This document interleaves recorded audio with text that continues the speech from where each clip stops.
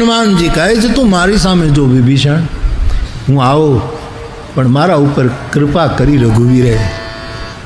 એટલે આજ હું દરિયો ઓળંગી ગયો વિભીષણ. હું વાંદરો એક ડાળથી બીજી ડાળ ઉપર કૂદું અને પછી પોરો ખાવો પડે.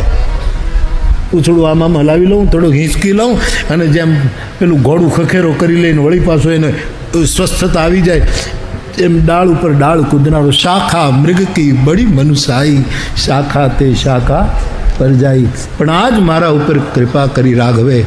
ગોપદ સિંધુના જેમ, ગોપદના પાણી, ગાયના પગ ખરીનું પાણી હોય ને એને ઓળંગવામાં વાર ન લાગે એમ દરિયો ઓળંગીને આવ્યો છું. આ પ્રભુની કૃપા અને પ્રભુની પ્રીતનો પ્રતાપ છે. પણ તું કામ શરૂ કર કે તમે હુકમ કરો. ક્યાંથી શરૂ કરું? પહેલું કામ એ કર, જાનકી ક્યાં છે એ બતાવ. ભક્તિ ક્યાં છે, શાંતિ ક્યાં છે વિભીષણ તું બતાવ.